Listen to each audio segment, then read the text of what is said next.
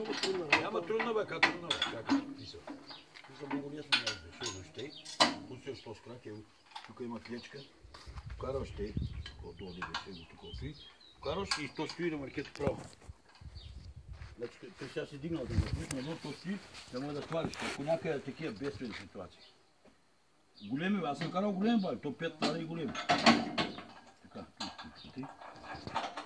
така. Добре, бе, ти си го Ако някъде много стръмен район, вече се плашиш, че може да взема падат, тук може да подсилиш работа малко. Като сложиш балите, тук ставаш тези кемейки, да може да гониш спокойно да си караш. И тук само една бала ще фане, другите. Тя като фани последната, другите са на вътрените код. Последната, когато тръсне, те може да прави белър.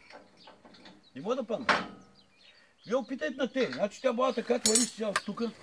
Ези ме туя да замениш компресор.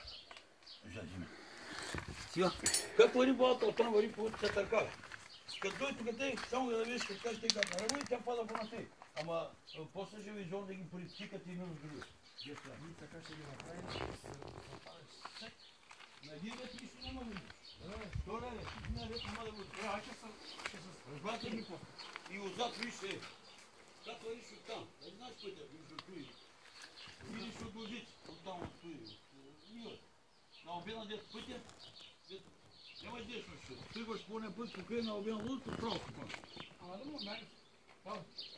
Иде варя с него почти да не берете две, защото...